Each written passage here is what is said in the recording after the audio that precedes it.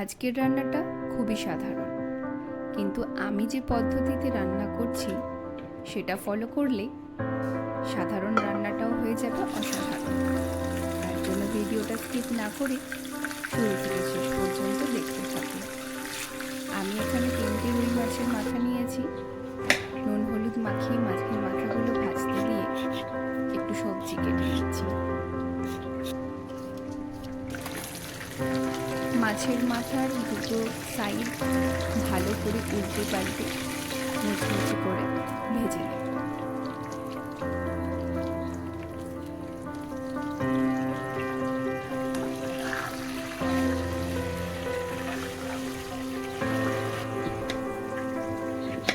শাক বা শুক্তো রান্নায় সবজি সবসময় একটু বড় কাটতে হয়, তাই আমি এখানে একটু বড় বড় করে ঝিঙে কুমড়ো কেটে নিচ্ছি। মাছ ভাজার তেলটাতে দিয়ে দিচ্ছি বড়ি। এবার বড়িটা লাল লাল করে ভেজে নিচ্ছি।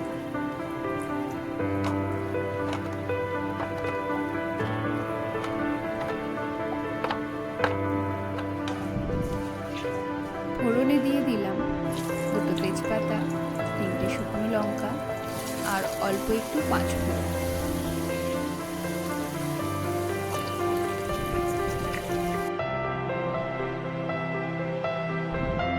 সবজিগুলোর সাথে একটা পেঁয়াজ একটু বড় বড় করে কেটে দিয়ে দিলাম।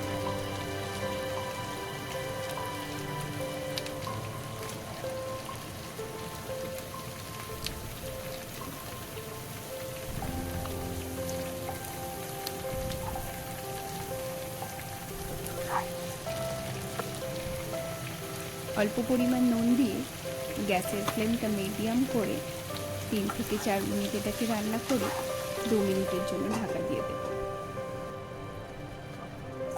সবজি থেকে জল বেরোতেই দিয়ে দিচ্ছি কেটে রাখা পুঁই শাক।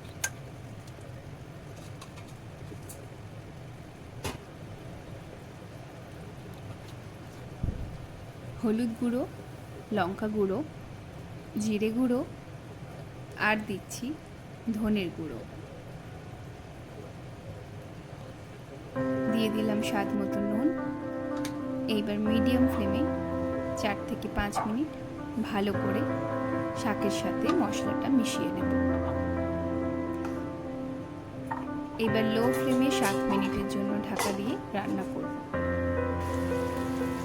শাক সিদ্ধ হয়ে এসেছে, উপর থেকে দিয়ে দিলাম 1 চামচ আদা বাটা। গ্যাসের ফ্লেম মিডিয়াম রেখে রান্নাটা হবে। আদা কষিয়ে নেবার পর ওপর থেকে দিয়ে দিলাম মাছের মাথা। মাথাগুলো আমি ভেজে রাখার পর একটু ভেঙে নিয়েছিলাম।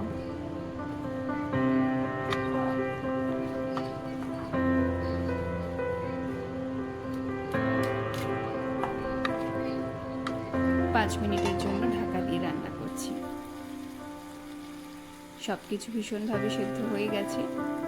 এইবার আমি দিয়ে দিলাম সর্ষে বাটা, কিন্তু সেটা ছাঁকনি দিয়ে ছেঁকে নেব।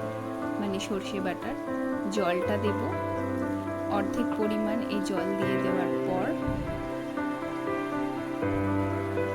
বাকি যেটুকু সর্ষে বাটা আছে সেটা না ছেঁকে দিয়ে দেব। এই পদ্ধতিটা ফলো করলে কিন্তু রান্নার স্বাদ ভীষণ ভালো হয়। অবশ্য সবশেষে আরও একটা ট্রিক্স আছে। 3 থেকে 4 মিনিট এটা কষিয়ে নেবার পর দিয়ে দিলাম বড়ি।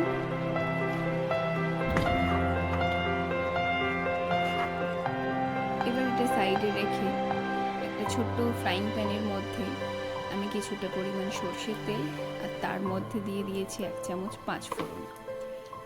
5 ফোড়ন ভেজে সুন্দর গন্ধ আসলেই আমি শাকের উপর পরিমাণ মতো নুন আর একটু কাশ্মীরি রেড চিলি পাউডার দিয়ে 2 মিনিটের জন্য নেড়ে চেড়ে নিচ্ছি।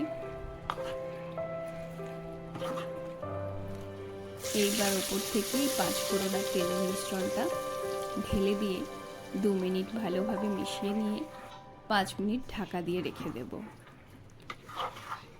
সবশেষে এই ফোড়নটা দিলে কিন্তু শাকের দারুণ ফ্লেভার আসে, গন্ধটাও কিন্তু দারুণ সুন্দর হয়। তোমরা এইভাবে বাড়িতে ট্রাই করো আর কমেন্ট করে কিন্তু অবশ্যই জানিও। চ্যানেলটা সাবস্ক্রাইব করে বেল নোটিফিকেশানটা ক্লিক করে রেখো।